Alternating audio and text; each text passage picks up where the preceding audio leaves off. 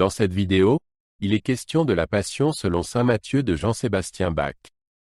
Je t'explique l'essentiel sur l'œuvre et sur le compositeur. Jean-Sébastien Bach était un compositeur allemand de l'époque baroque dont l'importance est immense dans l'histoire de la musique.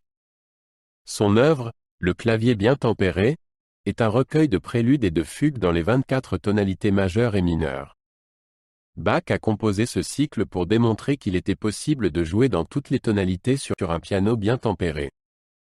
Ce recueil a eu une influence durable sur la théorie musicale et le développement du piano. De nombreux compositeurs et musiciens célèbres s'en sont inspirés. Le bon tempérage est un accordage du piano dans lequel l'octave est divisée en 12 demi-tons légèrement inégaux. Avant l'époque de Bach, les instruments à clavier étaient souvent accordés de manière à ce que seules quelques tonalités sonnent harmonieusement.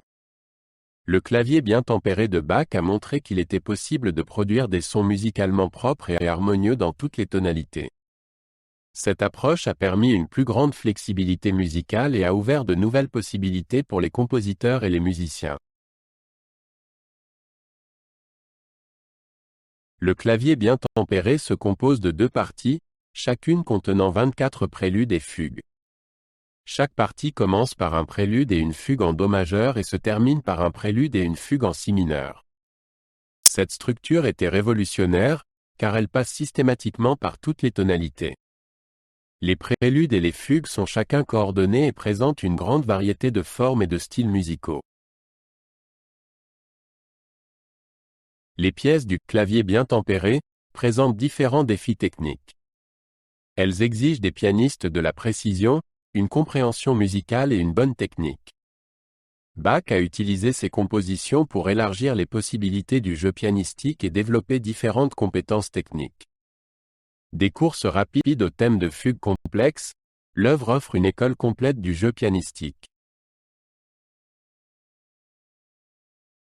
Le clavier bien tempéré a eu une influence considérable sur les générations ultérieures de compositeurs. Bach utilise un langage musical comme Mozart qui allie émotion et précision mathématique. Les préludes et fugues de Bach et ont intégré des thèmes principaux qui est similaires dans leur de la pièce dans différentes voix et harmonies. Ce recueil a servi de manuel d'apprentissage à de nombreux musiciens célèbres et reste d'ambiance et encore une partie fondamentale de la littérature. Cette combinaison d'ordre structurel et d'expression émotionnelle rend l'œuvre particulièrement riche et variée. Pour les élèves musiciens et les pianistes, le clavier bien tempéré est un ouvrage d'entraînement indispensable. Il permet d'améliorer la compréhension des rapports harmoniques, de la technique des fugues et du jeu pianistique en général.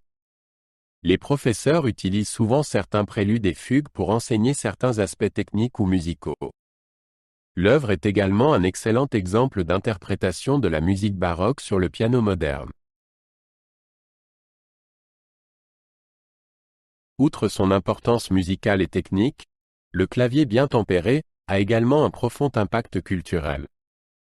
Il représente le sommet de la musique baroque pour piano et reflète les courants intellectuels et culturels de son époque. L'œuvre est souvent considérée comme une parabole musicale de l'ordre cosmique et de la créativité humaine. Elle a influencé non seulement la musique, mais aussi la philosophie et les arts visuels. Le clavier bien tempéré reste un élément central du répertoire pour piano classique et est joué dans le monde entier par des amateurs et des professionnels. Il illustre l'héritage de Bach en tant que maître de la musique qui a repoussé les limites de l'instrument. Les pianistes et compositeurs modernes continuent de trouver l'inspiration dans cette musique. Cette œuvre montre que la musique est un langage universel qui relie et inspire les gens à travers les siècles.